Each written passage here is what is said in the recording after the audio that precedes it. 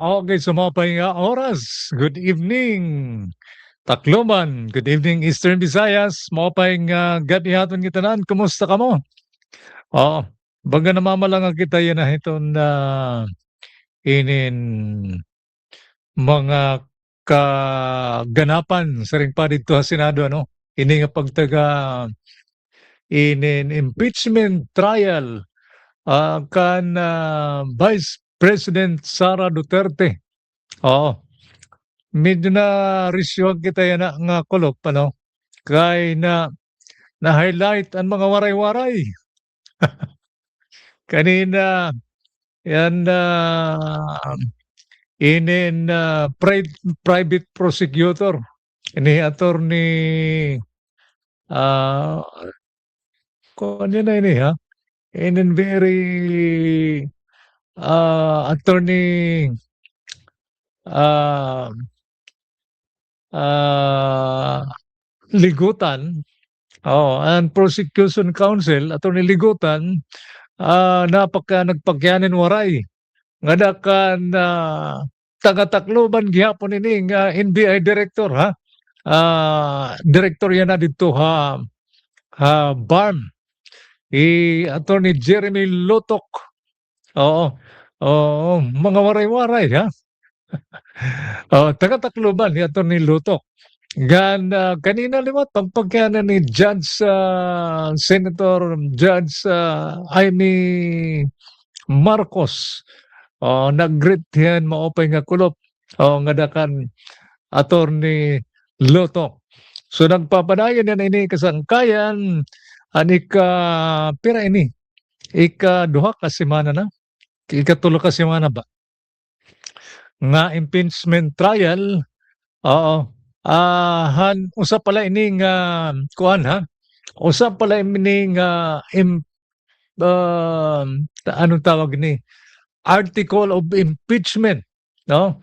Kay I understand pera ini tulo nga mga impeachment article kon diri kita nagsasayop hini ha.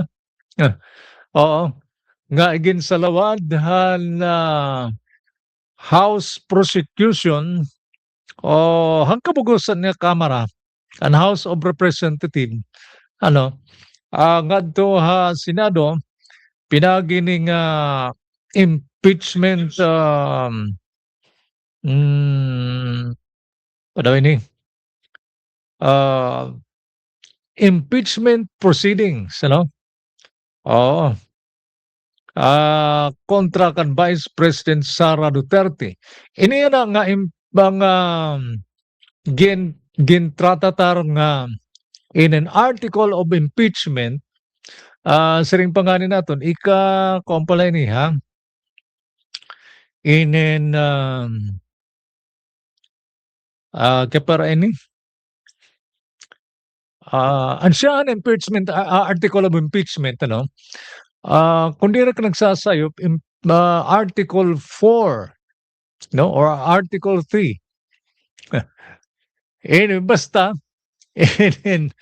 oo, may dapay ni mga kuan ha, may dapay ni mga himang rawon, mga discussion kay niya na nga impeachment article of impeachment an kuan pala ini ha, an panhulga ni Vice President Sara Duterte nga kan President BBM niya ginang may bahay nga nananay Speaker Martin Romualdez. So asay pala ito. And asay ni nagpakatutok kay tinira no nga ginhimo nga mga cross-examinations ang depensa gan pagpresenta rito mga ebidensya han prosecution. So abangan ang susunod na mga kabanata, no? Okay, kaparte ni pagtaga impeachment trial kan Vice President Sara Duterte ha Senado. Alright, so once again, good evening mga kasangkayan, mga ka-community. Welcome, ano? Para ito naton Community Matters Podcast, pinagiton Taclob Digital News, no? Para ito naton mga nag ha Facebook ngan YouTube. O kari nga aton YouTube na or hikita nito naton pag inin pasalida ha. Oo, kay diri pa ka na kita nakakadungan nito naton live streaming han nga tanan naton yung mga social mga platforms, ano? But anyway, so yan makaka-follow gyap kamo ito naton ang mga episodes sa Lunes, Miyerkules ngan Biyernes nga mga edisyon itong Community Matters Podcast. O payagami ano ho Ruel Montes, gan welcome once again gan dili pagyapon naton ini gin sasagdan nga tanan nga abyerto ni para ito ni mga comments, mga suggestions, mga reactions nga mga concerns ano. O ibutang lang dito natin comment sections. Okay, so tonight mga kasangkayan, we're talking about something inin aton ini ginigadayan tikang panaglabay nga semana, no? Nga masyado kita hindi nga apektado iton aton kada tagsa labi na iton aton mga tagsa-tagsa mga pamilya, mga panimalay ini nga pagdaga kuryente o electricity, no? Dirilim tungod hiton pagitaas ang kabaraydan o sukot hiton aton kada bulan nga konsumo. Diri na kabahin iton mga pag-experience naton in mga brownout o power interruptions, no? Tonight we are asking again a much bigger question. Ha? Ang pagyana kon iton aton nasod o kita ba din Eastern Visayas region, no? Andam ba iton aton power system para iton tideraon nga mga panahon, no? Is the Philippine power system ready for the future? Mga ka-community, ang naglabay nga semana damo an inin nag-react kanaton gintikangan nga special report may tungod ng line loss and congestion cost kon LCC, no? Ay amo niya na iton iginpahamtang haton han mga grupo han mga electric cooperatives dinhi Eastern Visayas region. Ngayon na nga bulan iton Hulyo, expected na dito aton mga electric bill nga aumentado an aton baraydan, an aton konsumo ng elektrisidad. So damo na pakyana kaino nga nagtikata sa aton electric bill. Nga nilargyapon nga semana nagkadalawat kita hin anunsyo kamahin liwat ini pagtaga yellow alert ngan red alert han Visayas grid. Aba daw ano? Yellow alert. Hinit mga pamilyar na ini. Ngan red alert. Iton Visayas grid ha. Karagsigon ito National Grid NGCP. So naturally, another question comes to mind. Aton mga ordinaryo nga mga mulupyo. Talwas ba? Safe ba? Talaga iton aton power system?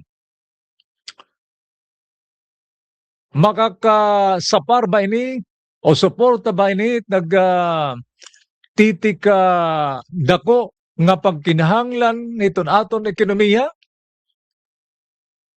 Makakasuporta ba niya iton mga bago yan ang teknolohiya, labi na ilang pagtaga artificial intelligence, ano? Ito naton digital businesses, no? Yan nga semana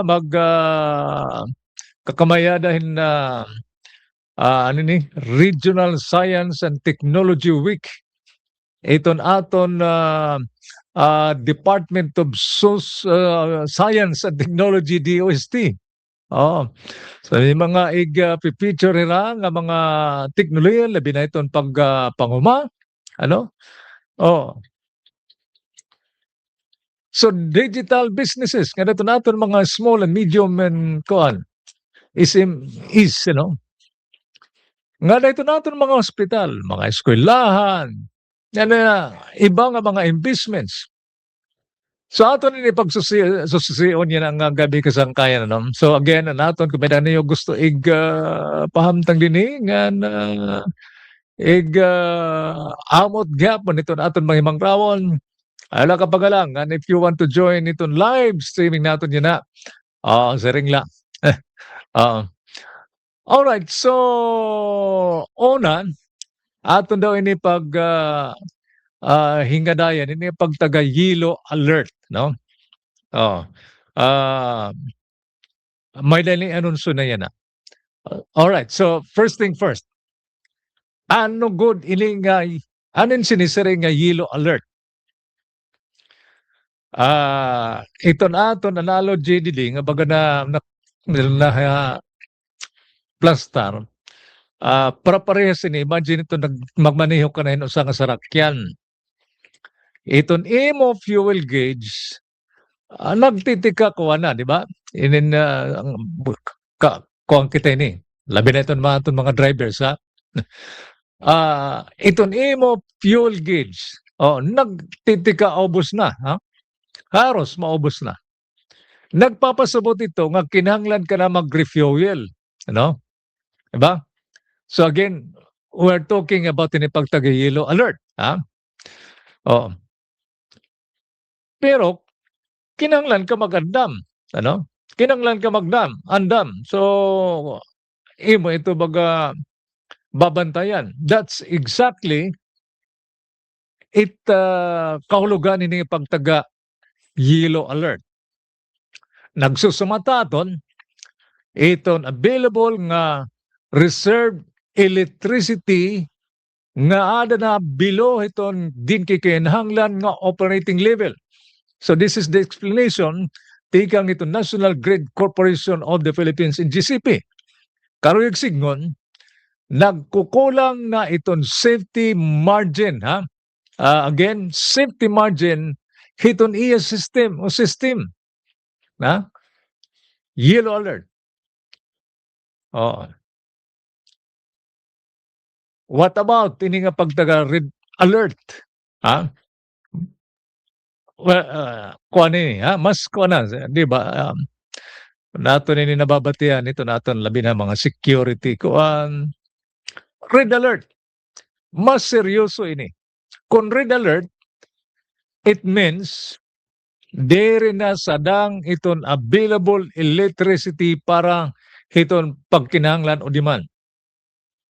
This increases the possibility nga iton rotating brownouts, labi na iton kung iton iba nga mga power plant nagkakamayada hintig dala nga pag-offline,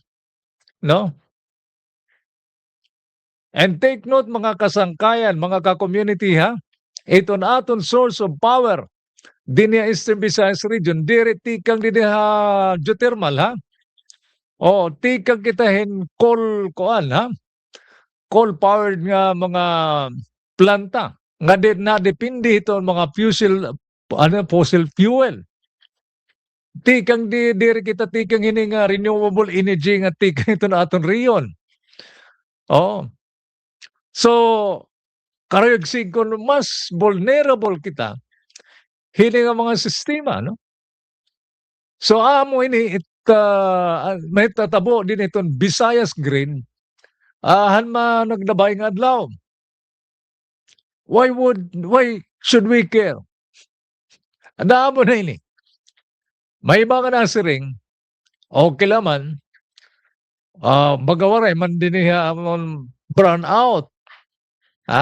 Except aton mga nihaara na lang nga mga brown out. Nasanay na lang, sanayan lang yan, di ba? But here's the reality mga kasangkayan, mga ka-community. Iton reliable electricity is something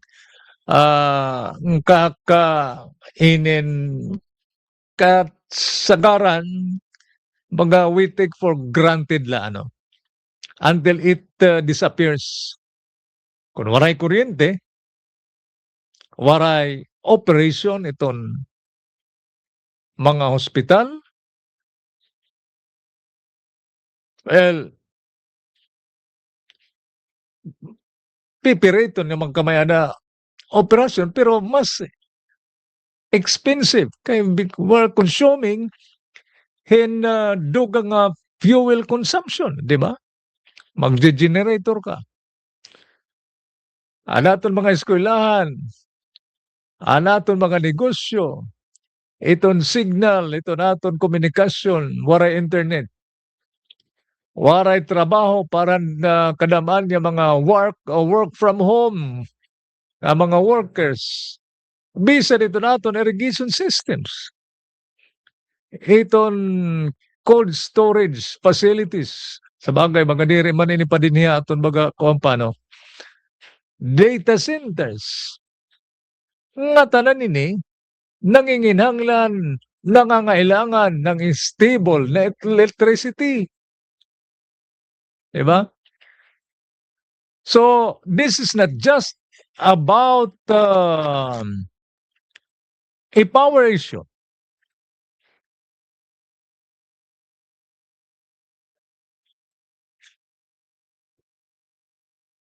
This is an economic issue. This is a community issue. No? So mga ka-community, mga kasangkayan, let's connect the dots. Di na naglabay nga semana, aton ginisgutan about ini nga congestion charges, no? Oo. Ito transmission bottlenecks. Nga nini nga pagdaga ipira. Electricity pricing. Yan na, no? Oo. May dala kita ini nga yellow and red alerts, no? Again, last week, anaton issue is about ini nga congestion charges, loss and ano to? LLCC. We talk about transmission bottlenecks, ini nga ipira nga balaod, mga diri ni nababantad, nga amo iton sinisiring nira nga elephant in the room, kumbaga. Ngayon mga presyo at pagtaga kuryente. Now, as na liwat ini, another ini yan na, nga pagtaga yellow and red alerts. Ano't mensahe ni? Ha? Ano mensahe ni? Nga ka Dr. Mandigrata. Sir, adi aton mga nag-join na natin live, no? Thank you very much, Prof, for joining. Oo. So, ano mensahe ni? Simple. Iton challenges nga aton ginatubang yan na, iton aton power sector are interconnected. Ha? Interconnected. Diri lang usa nga problema. It's a system,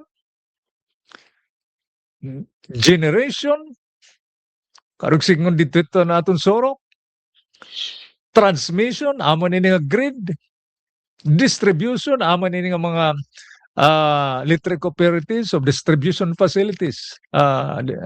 Yeah. Market roles. So government regulation, ito ano pa daw ini? Department of Energy, no? Regulatory Board, ano to? Everything is connected. Now, more than 20 years after ini nga mahipasa ini nga balaod niya ipira, Filipinos are still asking him matindi nga pakyan, ano? Ini ba nga pagpribado, naka-improve ba nito na aton electricity system? Why iton aton presyo iton kuryente still among the highest in Asia?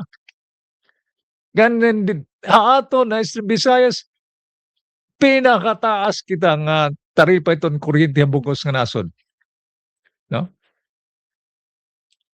Di ra ba ini nga matindiran niya Kongreso? Revisit iton mga provisiones iton EPIRA?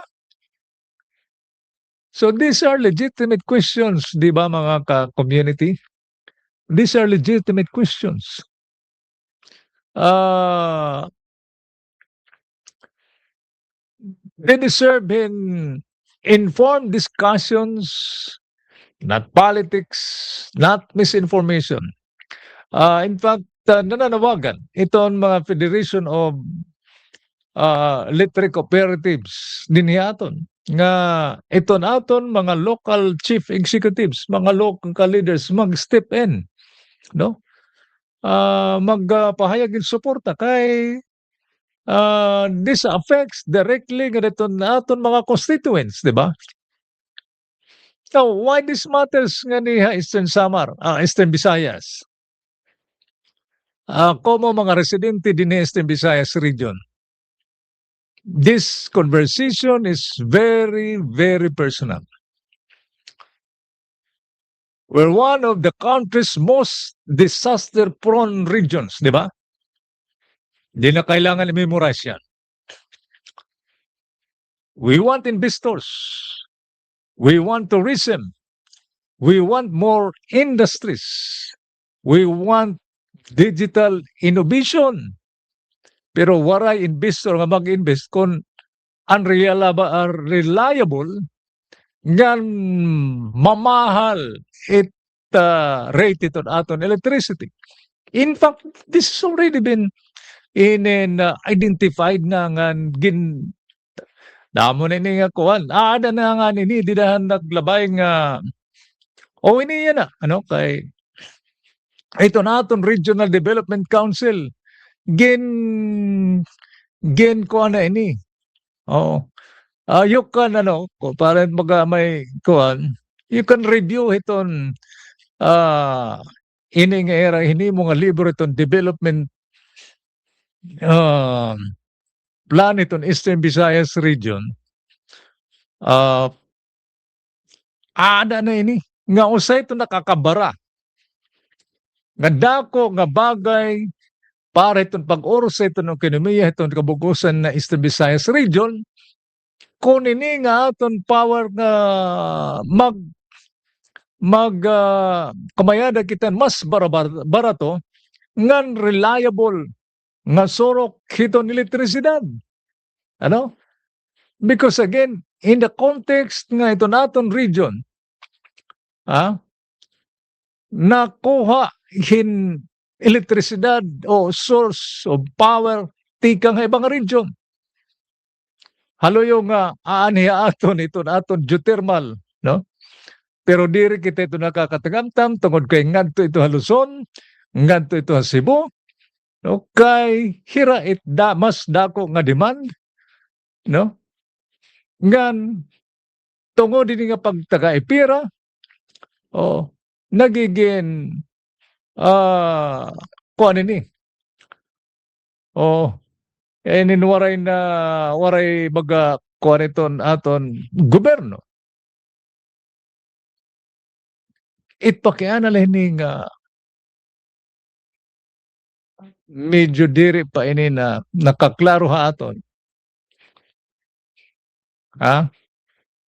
Although may danay ni mga pitad na daw iton Kongreso kamahin iton pag revisar ini nga EPIRA law.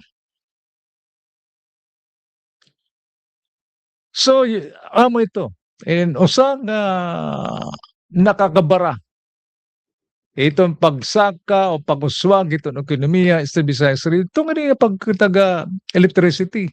Kaya wala nag-i-invest nga ni madagko nga mga investo. No? Ini nga ni nga mga dagko nga bol din sa Tacloban.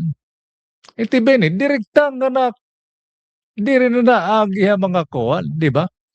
Di ba mga distribution facility o mga electric cooperative direkta ito ngadto kuan. Ngadto tungunan. So wala tira problema. Ano?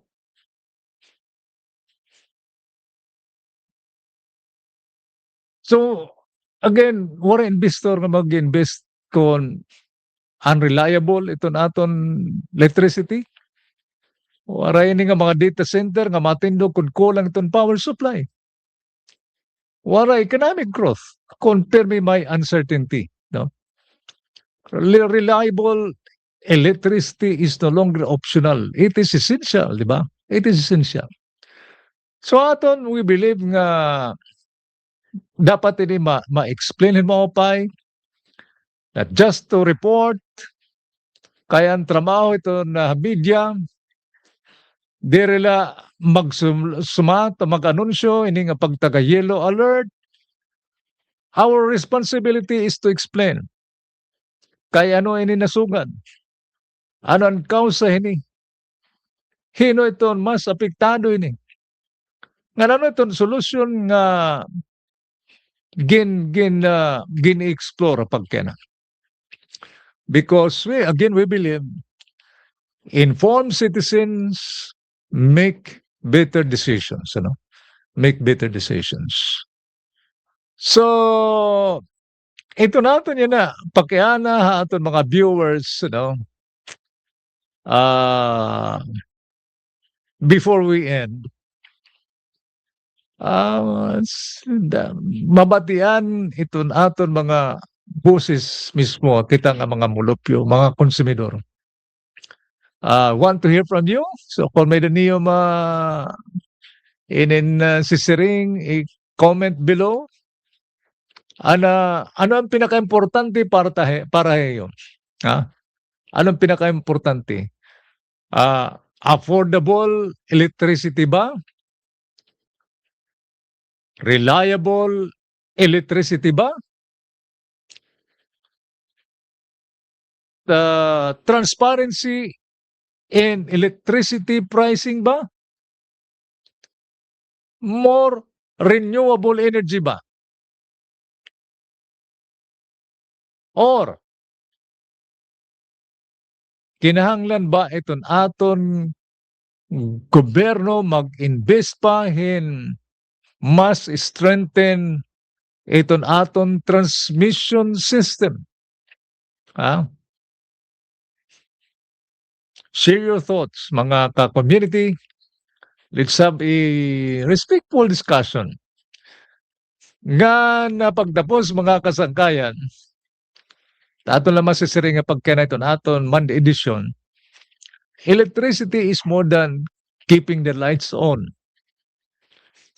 Nga nagahatagin powers ita aton mga panimalay, aton mga hospital, aton mga eskwelahan, mga businesses, bisan iton aton mga inop, mga damgo, mga pangarap in our dreams, in our future. Eastern Visayas nagtitinguha nga umuswag. The question is no longer simply, do we have enough electricity? Kundi itong pinakadako nga pakyanan yan na, can we build an energy system nga reliable, affordable, transparent, nga ready for the future? Can we build an energy system nga sasarigan, maarakos, transparent, ngan andam para itong tidaraon yung mga panahon. Ako Roel Montes, thank you for joining me tonight. Dinigya po na Community Matters. Again, thank you for joining us live. Kaya di Ma'am Leticia Naval nga ni Professor Mandy Granta. Permanente ini Professor Mandy, ano? Kumusta ka, sir? Ada ni Metro Manila. Taga Eastern Samar ni Professor, ano? Okay, so nga tanan na ito nag-view haton ng mga followers itong Taclob Digital News. Nga sugad ba ito naton Community Matters Podcast. Kaya again, ito naton Community Matters Podcast na nga tayo Lunes, Miyerkules, ngan Biyernes nga mga adlaw. Kada sugad hini nga mga oras. And by the way, I would like to announce nga Wednesday, bangin we'll try makagpadayon ito Wednesday and Friday episodes. Pero we will try kay iton baga may invitation kita hinusang training workshop dito Cebu City, usag gyapon ini nga aton padayon nga pag enhance pagdugang ito naton mga ininababruan parte gihapon ito naton pag ini pahamtang hayon mga impormasyon, so we'll be attending a training workshop for a few days dito Cebu City, but again, we'll try our best nga makagpadayon ito naton podcast, bisan ko na to kitahin usang inen aktibidad. Okay, so again, thank you and continue following Taglog Digital News for our continuing special report, nga aton series on energy, energy security, ini pagtagay-pira, and the future of Philippine power industry. This is Community Matters, where every story matters because every community matters. Mapay nga gamit sa Visayas. God bless and see you next edition.